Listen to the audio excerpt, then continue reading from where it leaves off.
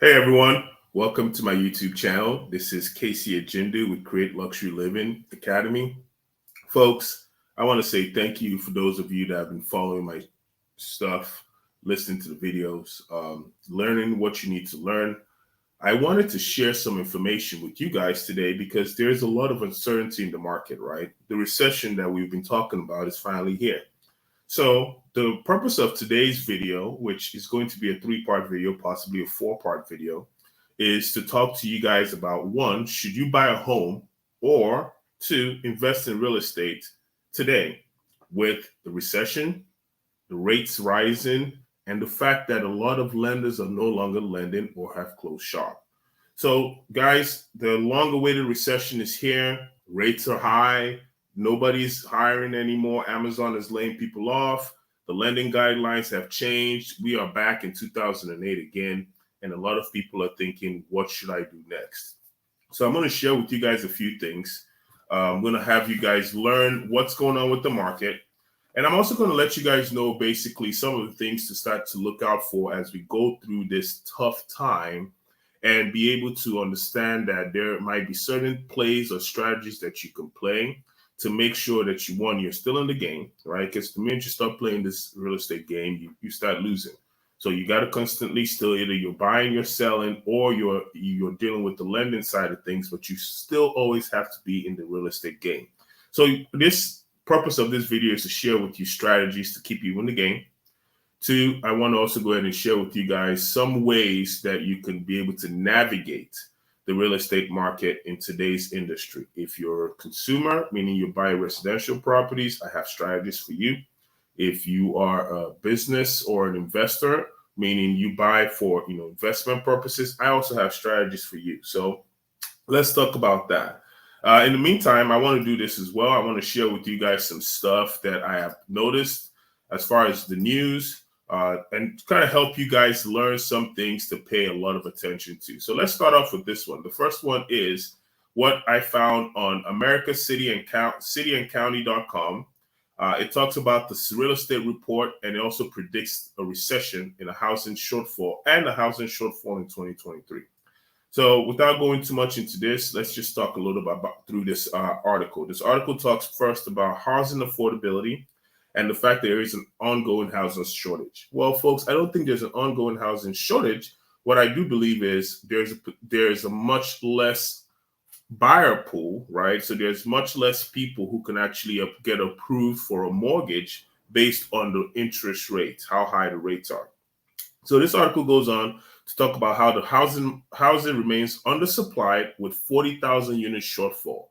Well, when sellers have their homes that they purchased 2-3 years ago for, $100,000 to $200,000, right, at a premium, and now they have to go and sell these homes, but the buyers can't qualify for a $200,000 home because of the high rising rates. So now that same home is now worth $150,000. Most sellers are not willing to pay $50,000 to exit their own primary residence. So that puts us in a kind of a bind, right? So because of that, this is what ends up happening.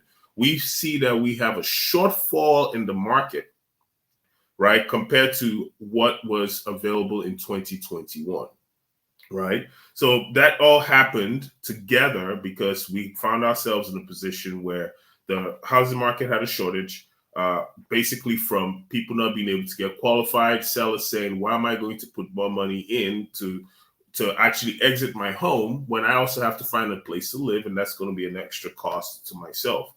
So this article also goes on to talk about the fact that interest rate hikes were enacted by Federal Reserves, which for those of you who are in the real estate market, either looking to buy or to sell, or even to looking to invest, you've noticed that everyone has been talking about the interest rates going up.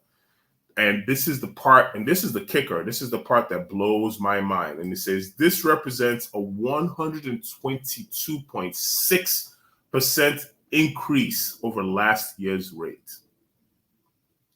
And that increase caused an elevated cost of a single family home. Now, remember, it didn't say the price of a single family home. A lot of you have to understand the difference, right? So there's a difference between price and cost.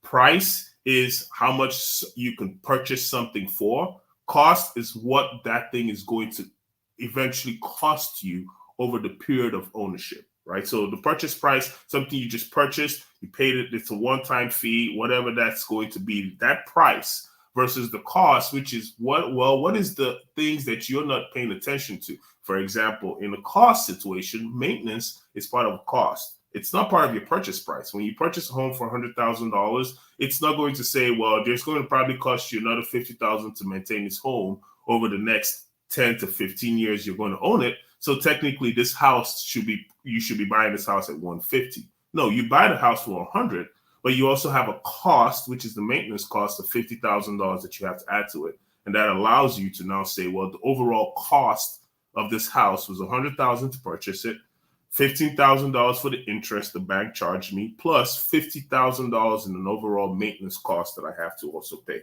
So this report says that there's 122.6% increase because of this rise in rates, where now people are averaging around 6.7% in their rates. So folks, remember, this is not all doom and gloom. There's good news here coming up, right? So we're going to talk about that as well.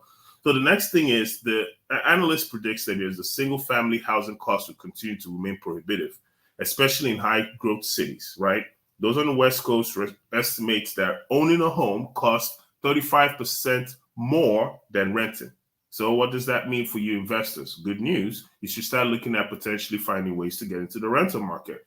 So rents are expected to grow from 4.4% to 9.5%. Folks, that is an amazingly high growth rate, because you're looking at an average growth rate in the rental market, in the real estate market, at 1 to 2% every year. When you're talking about a 5% growth rate, if you're an investor, you should be licking your chops and you should be jumping at this opportunity. If you don't, you only had yourself to blame. So again, remember the vintage commercial buildings, and I'm seeing a lot of this, right? So again, I represent Lending Capital. My name is Casey Ajindu, and my email is casey.ajindu@lendingmarkcapital.com. What I do here, or what I do with Lending Capital, is I help people fund those hard to fund transactions, right? So we're a boutique lender. We make sure we cover everything from your cost to purchase to your ground up construction cost. But part of why I'm telling you guys this, and part of why I'm talking about my sponsors, which is Lending Capital, is that we focus on a lot of what's going on right now, which is conversions, right? So a lot of people are seeing that hotels, churches, properties that have a lot of square footage are now being converted into multifamily properties. Large office spaces are now being converted to multifamily properties. The reason is because remote work is on the rise, right? So there's very little reason for large office spaces. Folks, there's still some of you out there who believe in office spaces, medical offices, want to spend your money in investing in that. And I'm not saying there's anything wrong with that, right? Just like storage units, you get those triple net leases, you sit back, you enjoy your money, you get your return.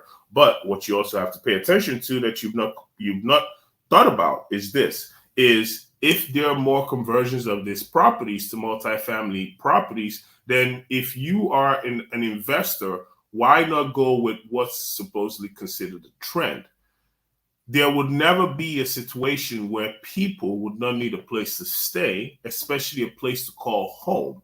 It's either they're buying or they're renting. So if they're renting, then you should have the ability or capacity to help those people have a place to stay. And that's what's going to help you increase your income as well. So again, labor is tight. Unemployment has skyrocketed, which we all know, right? Job openings are steadily climbed to near historic heights. Don't know if I completely agree with that. I'm seeing more layoffs, especially in the real estate industry, more than normal. Median wage growth hit the highest record rate on record this year. That's possibly true, but we're also experiencing high inflation rates when, price of milk, price of gas, price of everything has gone up. Lower income workers, service workers, and those without a college degree are seeing the greatest wage growth, but they are also seeing the greatest expense as well, right? If you notice, I don't know if a lot of you noticed this, but this year, Halloween, a lot of people didn't really decorate their homes like they used to, simply because the cost of those things were not in the budget. So the next year, according to this article, the Federal Reserve is expected to continue to increase the rates. Why? Right? While they expect it to peak sometime next year, they still expect it to increase and stay above 3% for the foreseeable future. This part is exactly what blows my mind. And I'm going to tell you why this part blows my mind. Not for any reason, but for the fact that if we are looking at a 3% interest rate from the Federal Reserve, remember we started at zero, right? So in 2021, when the pandemic was kind of coming to us, the middle point, we had a 0% interest rate. That's where you can get automobile rates for 6% if you had good credit, and you can get your homes, which are larger purchases, for 2.5%, 3% to 4%. We're now at 3% on the Federal Reserve rate, which means if you have a good bank, your bank is probably offering you 3% return on your money. This is a part that I'm going to help you guys understand, and this is the education that comes with understanding the cost of money. So the bank takes your money, they put your money in an account, right? Or you put your money in an account. The bank takes that money and says, okay, how can we make sure this money makes money? Well, the bank can't hold your money without having to give you something for it, right? So they offer you what's called interest rate on your money, savings account. They say, put your money in a savings account. We'll give you 0.25% back or 0.75% back or whatever that number is that they give you at the end of the year that you're able to use and say, hey, I put $100,000 in the bank. The bank paid me 1% over a 1 year term. So I got $1,000, right? So now I have $101,000 in the bank. That's what I have. Well, good news. Well, when this number goes up to 3%, what then happens is you put $100,000 in the bank. Well, the bank now is going to have you at the end of the year. If you don't touch that money, you didn't do anything. You just let the money rise. You just let the money continue to grow. At the end of the year, you now have $103,000 in the bank. Wow, sounds great, doesn't it? Well, the thing that you have to pay attention to, that a lot of you are not paying attention to, or a lot of you don't know about, is this: is when the bank is giving you $3,000, the bank now takes that same $100,000, because again, that money it's what people call paper money, right? It's in the cloud. You can go to the bank and withdraw it, yes, because the bank has a reserve, which is what the FDIC does. But the bank allows you, right, to put that money in the bank. They store it for you, and then they take that money and they say, we need to use this money to make us money, because the bank is what's considered business. So the bank now takes your $100,000 and says, we have Mr. A and Mrs. B trying to purchase a home, and Mr. A and Mrs. B need $100,000 to purchase a home. We are going to charge Mr. A and Mrs. B 7%. So the bank now is making $7,000 a year on your $100,000, and they're paying you $3,000 out of that $7,000. They keep $4,000 to them for themselves and pay you $3,000, right? So what happens here is, if for any reason, right, those rates start coming down from a Federal Reserve perspective, right, meaning the cost to borrow money goes down, the amount of money the bank gives you goes down. That's why your agreement on every savings account, if you read that agreement, tells you that those rates are subject to change, meaning you could start off at 0.5%, end up at 3% with this current economy, or you end up finding yourself back at 0.5%. Why? Because the bank has to always make sure they account for what's called interest rate risk. You guys have to know these things if you want to be an investor and you want to be someone who's going to see a good return on your capital. That's the first thing. So when you understand interest rate risk and understand how the money works, this is what allows you to be a successful investor, because if you have the required liquidity and cash, now you can go into a market with that cash, and you can also play the same interest rate game that the banks are playing. That's how private lenders exist. That's how banks or companies like my company exist. We are able to now look and say, how can we be able to play this interest rate game, and how can we use this interest rate to be able to make ourselves some money? Let me give you guys a little nugget. For my investors that have paid attention on this call or on this video up to this point, here's a nugget for you. Okay, this I think is going to help you guys a lot.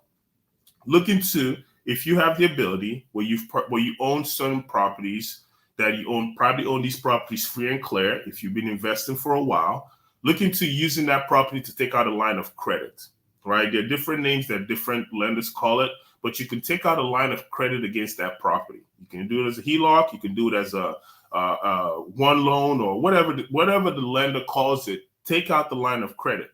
see what their line of credit rates are. So if, for example, you own a property free and clear, you take out a line of credit on that property, say it's $1 million property, right?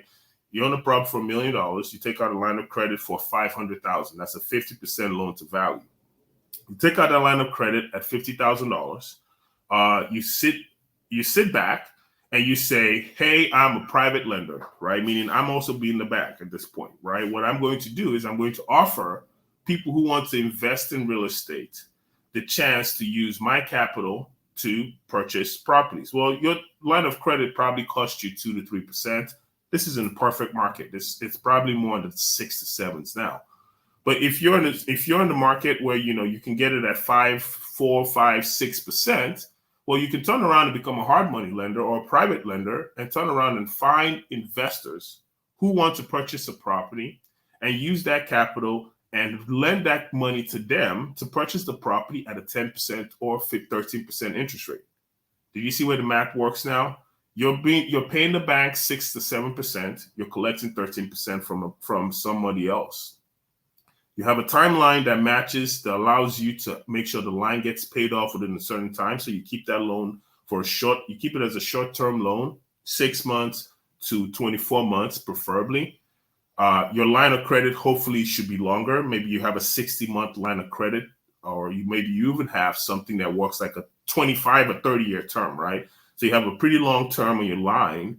But then on the other hand, the person that you're borrowing the money to, that you as a private lender lending your money out to, you give them a much shorter term. So when your line gets paid, you have the potential possibility to even get that line increased. 2, you get to make the 7% difference between what you pay the bank and what you're charging the consumer or the investor who's utilizing your money. This is how other people's money allows you to make money. Folks, interest rate risk is a big thing. A lot of people need to learn about this. They need to know how this works and use this to their advantage.